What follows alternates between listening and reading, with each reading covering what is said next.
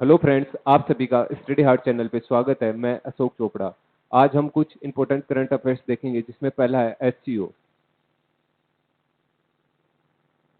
SCO stand for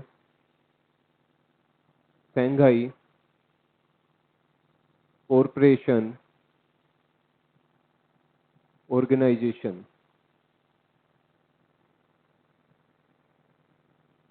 इसका formation आपका कब हुआ था? 2001 में। मेंबर कंट्रीज कितनी है? 8। हेडक्वार्टर आपका कहाँ पे है? बीजिंग में।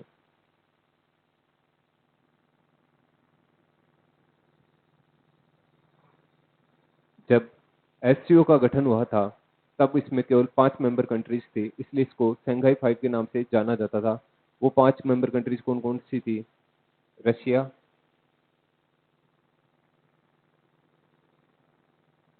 कजाकिस्तान,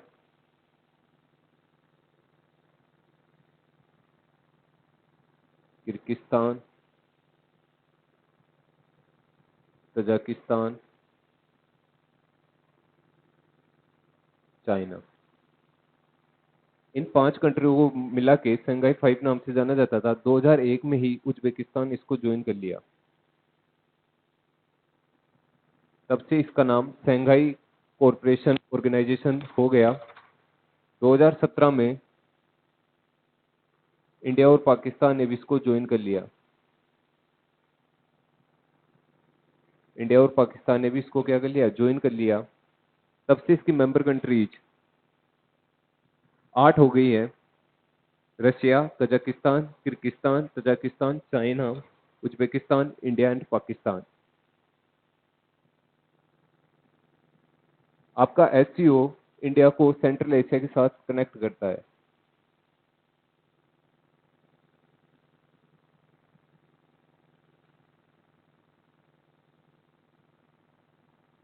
जैसे आपका बिम्स्टेक किसको करता था? साउथ एशिया को साउथ ईस्ट एशिया से कनेक्ट करता था, वैसे ही एससीओ आपका इंडिया और सेंट्रल एशिया को कनेक्ट करता है। इसी के तहत एक तापी परियोजना है, जो नेचुरल गैस की पाइपलाइन है, वो बिछाई गई है। वो किस किस के देश से गुजरती है? तुर्कमेनिस्तान, अफगानिस्तान, पाकिस्तान और इंडिया। तो ये 4 कंट्रीज याद रखना। तापी पाइपलाइन, नेचुरल पाइपलाइन परियोजना, नेचुरल गैस पाइपलाइन योजना।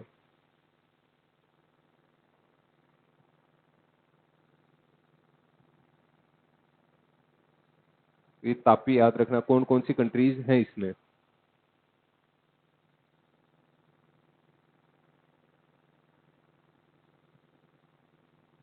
और ये जो सभी कंट्री उनको एटलस पे देखना, उनको लोकेट करना।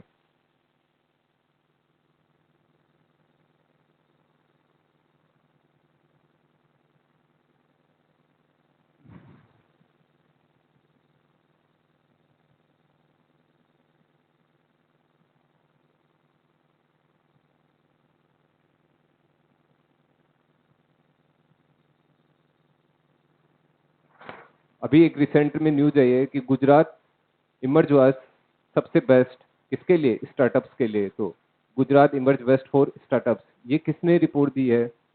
ये दी है DPIIT। और क्या रिपोर्ट दी है?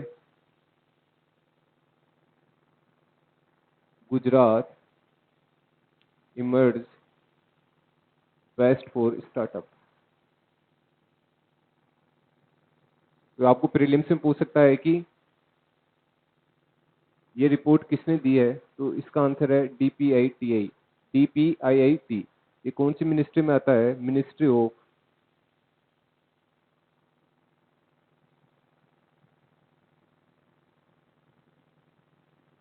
Commerce and industry. इसकी फुल फॉर्म क्या है? Department for promotion of industry and internal trade.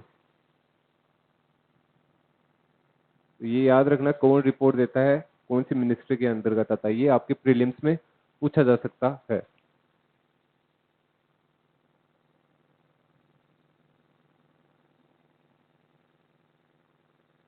और ये वन लाइनर भी हो सकता है कि कौन सा स्टेट है सबसे बेस्ट और इमर्ज हुआ है स्टार्टअप्स के लिए, तो उसका गुजरात।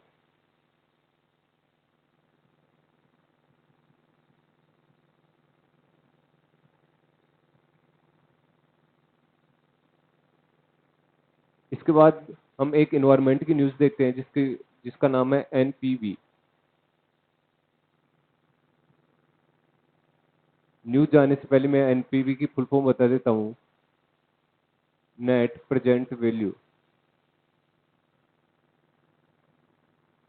इसकी डेफिनेशन क्या होती है?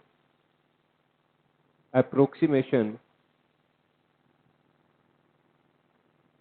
मॉनेटरी वैल्यू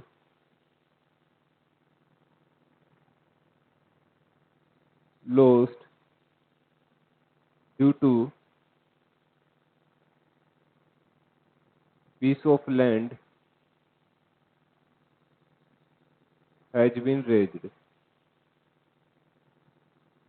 ये डेफिनेशन लिख लो। एनपीवी की वैल्यू की डेफिनेशन क्या है?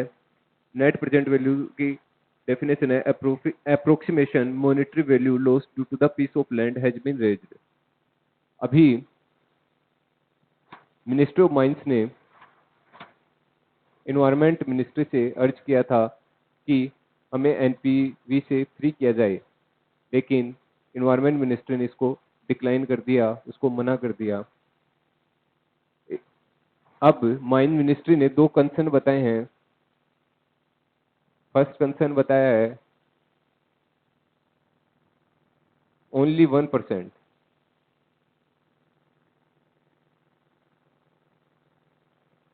Only 1% exploration converts into mining.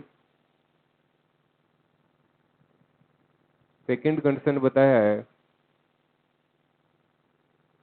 NPV at 2 और 5% a major challenge.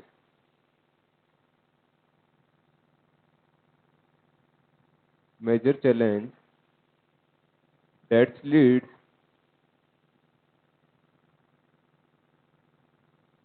Delay in exploration. अब पता नहीं इसको कैसे कैलकुलेट करते हैं, कुछ कैलकुलेशन बना रखे हैं, कुछ फॉर्मूले बना रखे हैं जिसके अकॉर्डिंग ये कैलकुलेट करते हैं। ये किया गया था नेट प्रेजेंट वैल्यू कैलकुलेट करने का फॉर्मूला गुंजन गुप्ता ने दिया था। ये इंस्टीट्यूट ऑफ इकोनॉमिक्स में थी।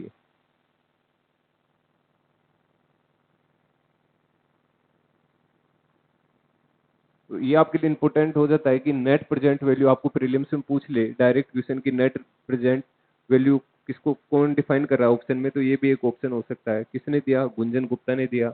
और ये दो कंसर्न्स आपकी माइन मिनिस्ट्री ने बताए हैं, तो ये दो कंसर्न्स भी याद रखना, आपके मेजर मेंस जो एग्जाम है उसमें पूछे जा सकते हैं।